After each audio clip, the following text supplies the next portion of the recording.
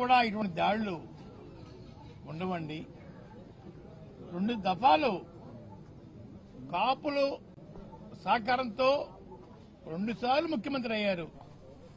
2 సార్లు కూడా కాపుల్ని టార్గెట్ చేసి అవమానం పాలు చేస్తా ఉన్నారు. అంటే బానిసలుగా బతకాలని వారి అభిప్రాయం అనుకుంటానండి. ముందుసారి అయితే రాంబాబు గారి లాగా నన్ను, నా భార్యని, నా కోడల్ని, కొడుకుని కూడా నీచాతినీచంగా కొట్టించడం, తిట్టించడం, లంజా రావే జుట్టు మెలిదిప్పి ఖండించడం పోలీసుల చేత చేయించిన మహానుభావుడు చంద్రబాబు నాయుడు గారండి. ఈరోజు ఇదే పరిస్థితి రాంబాబు గారు జరిగింది. నేను ముఖ్యమంత్రి గారిని ఒకటి కోరుకుంటున్నాను, అయ్యా ఈరోజు కాకపోతే రేపైనా మాకు జరిగిన అవమానం లాంటిది మీ మేడం గారికి, మీకు, మీ కోడల గారికి, మీ అబ్బాయి గారికి జరిగితే మీ ఫీలింగ్స్ ఎలా ఉంటాయో చెప్పాలని నేను కోరుకుంటా ఉన్నానండి. మేము బానిసలం కాదండి అయ్యా, పాకిస్తాన్ నుంచో ఆఫ్ఘనిస్తాన్ నుంచో వలస రాలేదండి అయ్యా, ఇక్కడే పుట్టాం, ఇక్కడే పెరిగామండి. కానీ నీచాతినీచంగా మమ్మల్ని చూడటం, బాధించడం బాధగా ఉందని ముఖ్యమంత్రి గారు. రెండోది, తిరుపతి లడ్డు విషయంలో అబద్దాల మీద అబద్దాలు రోజు వెల్లించడం సమాజం నవ్వుకుంటుందండి. భక్తుల యొక్క మనోభావాలు దెబ్బతింటున్నాయండి. గుళ్ళకి వెళ్ళకూడదు, గుళ్ళో పెట్టే ప్రసాదం తినకూడదని అభిప్రాయం మీ మాటలు పెట్టి వారికి కలుగుతుందండి. ఎప్పటికైనా మించిపోయింది లేదు. ఆపేయండి మీ అబద్దాలని, ఇంకా ఆపేసేసి గౌరవంగా క్షమాపణ చెప్తే బాగుంటుందని అనిపిస్తా ఉందండి. క్షమాపణ లేకపోయినా పర్వాలేదు, ఇక్కడితో ముగిస్తే మంచిదని కూడా అనుకుంటా ఉన్నానండి. ముగించకుండగా సిబిఐ దర్యాప్తు మీద మళ్ళీ ఒక కమిషన్ వేయటం అన్నది ఏంటి మీ ఉద్దేశం? అందరినీ ముద్దాలకే పెట్టి జైల్లో పెట్టేద్దామనా ఏంటి ముఖ్యమంత్రి గారు? ఎన్నో రిపోర్ట్లు నెగిటివ్గా వచ్చాయే, ఎక్కడా పాజిటివ్గా లేదే. మాటికి గొడ్డు మాంసం అని, పంది మాంసం అని, చేప కొవ్వు అని, ఆవు కొవ్వు అని అబద్దాలు వల్లిస్తా ఉన్నారు. ఆపని ముఖ్యమంత్రి గారు, దేవుడి మీద భక్తి పోతా ఉంది. అయ్యా ఇది మంచి పని కాదు. అధికారం ఇచ్చారు, మన ఇచ్చేది కాదండి రాష్ట్రం, ప్రజలు ఇచ్చారు ఒకసారి అవకాశం, మళ్ళీ పోయింది, మళ్ళీ ఇచ్చారు. సద్వినియోగం చేసుకోండి ముఖ్యమంత్రి గారు, బాధించకండి.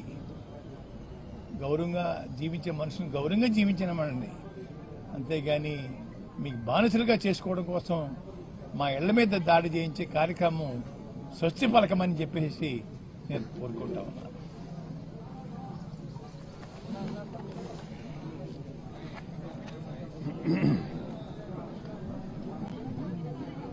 ఈరోజు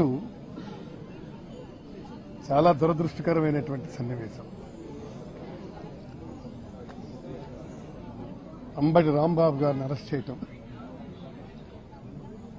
సరే విడుదలవుతారంటే మళ్ళీ ఇంకో పీటీ వారెంట్ వేసి అరెస్ట్ చేయటం, ఈ విధంగా అరెస్టుల మీద అరెస్టులు చేసి జైల్లో పెట్టడం అది ఎంతవరకు సమంజసమో వారి విజయంకే విడిచిపెడుతున్నారు. నేను చాలా స్పష్టంగా చెప్పదలుచుకున్నాను, ఈ విధమైనటువంటి అరెస్టులు మీరు ఈ రాష్ట్రంలో చేస్తే భయపడిపోయి ఏదో చేస్తారనుకుంటే అది చాలా పొరపాటు. మీరేం చేశారు? అంబటి రాంబాబుని అరెస్ట్ చేశారు, తర్వాత మన జోగి రమేష్ని అరెస్ట్ చేశారు, తర్వాత మన మిథున్ రెడ్డిని అరెస్ట్ చేశారు, చెవిరెడ్డి భాస్కర్ రెడ్డిని అరెస్ట్ చేశారు. మరి అరెస్టే చేయలేదు కానీ మహిళ అయినటువంటి విడుదల రజనీ గారిని మీరు ఇష్టం వచ్చినట్టుగా పిన్నెల రామకృష్ణారెడ్డి గారిని అరెస్ట్ చేశారు. తర్వాత మన ఎవరిది దమ్మనాయుడిని అరెస్ట్ చేశారు. ఈ విధంగా అరెస్టుల మీద అరెస్టులు చేసుకుంటూ వెళ్తున్నారు. ఈ అరెస్టుల వల్ల ఏంటవుతుంది? బెదిరిపోయి ఏదో చేస్తామనుకుంటున్నారా? కాదు. దీనివల్ల రాటుదేలినితనం వస్తుంది. మీరు ఏం చేస్తారన్నారే పొద్దున రా కమాన్ అంటాం. దీనికి పర్ఫెక్షన్ వచ్చింది. అర్థం కాలేదా? రాష్ట్రంలో ప్రభుత్వం ఇచ్చింది దేనికోసం? మిమ్మల్ని పాలించమని. పాలించమంటే ఏ విధంగా పాలించమని? ఈ విధంగా. ఎంత అన్యాయం అండి ఇది. ఈ విధంగా పాలించమంటే ఎవడైనా పాలిస్తాడు, దానికేముంది? మీరు 4 తడవలు ముఖ్యమంత్రిగా చేసినటువంటి మీరు ఏ విధంగా పాలించాలో మీకు తెలీదా? మీకు తెలిసినటువంటిది ఏంటి? అరెస్టులు చేసి భయపెట్టి మేము పాలిస్తామనుకుంటే చాలా పొరపాటు. మీరు ఒక్కటే గుర్తుపెట్టుకోవాలా, ఇవన్నీ కూడాను భవిష్యత్తుకి గట్టి పునాదులు వేశారు. ఇవాళ మీరు అరెస్టులు చేయటం మూలంగా ఏమవుతుంది? ఏమీ కాదు. అంతేకాదు, నేను చాలా స్పష్టంగా చెప్తున్నాను, నేను గుర్తుపెట్టుకోండి, మీరు ఈ విధమైనటువంటి దీనివల్ల ఒరిగింది ఏమీ ఉండదు. తర్వాత అన్నిటికంటే ముఖ్యమైనటువంటి విషయం ఏమిటంటే, మీరు వీళ్ళని అరెస్టులు చేసి మీరు ఇంకేదో సాధించాలనుకుంటే చాలా పొరపాటు పడుతున్నారని చెప్పి మీ అందరికీ విజ్ఞప్తి చేస్తూ ఈ అరెస్టులతో ఇక్కడికి ఆపండి.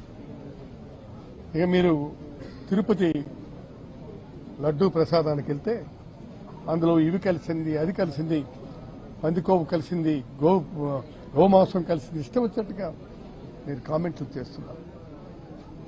అవి రుజువయ్యాయి. అది కాదు అని రుజువైంది. ఎవరు ఎంక్వైరీ వేసినటువంటి అధికారులే చెప్పారు.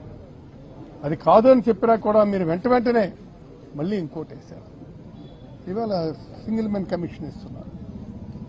ఏం చేయడానికి మీరు అందరినీ ఇదంటించడానికి చూస్తున్నారా? కాబట్టి ఈ పరిస్థితుల్ని ఎట్టి పరిస్థితుల్లో కూడా మేము అంగీకరించే ప్రశ్నే లేదు, ప్రసక్తే లేదని మీకు నేను మనవి చేస్తూ మీ దగ్గర నుంచి సెలవు తీసుకుంటాను.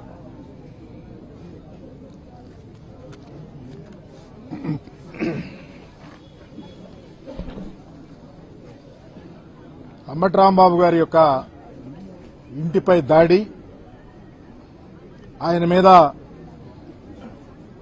7 గంటలు శైర్య విహారం చేసి ఆయన అంతం చేయాలనే ఆలోచనతో ప్రభుత్వం చేసినటువంటి కుట్రకి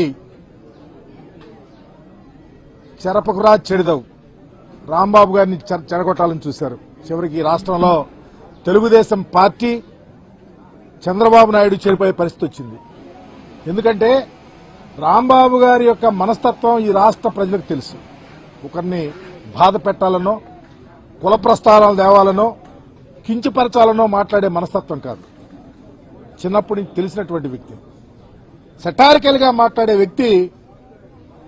ఆయన మీద దాడి చేస్తా ఉంటే, ఆయన కొడతాకి సిద్ధపడతా ఉంటే మాట్లాడచ్చు. మాట్లాడి వెంటనే రిపెంట్ అయిన పరిస్థితి మీద మీరు 7 గంటల్లో విన్యాసం చేశారంటే ఈ రాష్ట్ర ప్రజలకు ఏం సమాధానం చెప్తారని కూడా చెప్తా ఉన్నాం. ఈరోజు పరిపాలన మీ రెడ్ బుక్ రాజ్యాంగంతో నడుస్తూ ఉంది.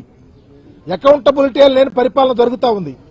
ఈరోజు ముద్రగల పద్మనాభం లాంటి పెద్ద మనుషులు ఈ రాష్ట్ర చరిత్రలో అతనికొక అధ్యాయం అనేది ఉంది. కాపు ఉద్యమానికి ఉవ్వెత్ర తీసుకొచ్చినటువంటి మహానాయకుడు ఆయన మాటలు చెప్తా ఉంటే, భయపెట్టి మీరు రాజకీయాలు చేయాలంటే, లేకపోతే భయపెట్టి ఒక కులాన్ని దగ్గర తీసుకోవాలంటే ఈ రాష్ట్రంలో ప్రజలు కళ్ళు లేని కబోజులు కాదు. రాంబాబు గారి లాంటి ఉన్నత ఆశయాలు కలిగిన రాజకీయ నాయకుడి మీద దాడి చేయటం అమానుషంగా భావిస్తూ మరలా ఈ రాష్ట్రంలో వైఎస్ఆర్ కాంగ్రెస్ పార్టీ అధికారంలోకి రావాల్సిన పరిస్థితి పూర్తిగా ప్రజలు తెలుసుకుంటా ఉన్నారు. తప్పకుండా ప్రాయచిత్తం అనుభవిస్తారని మీకు తెలియపరుస్తూ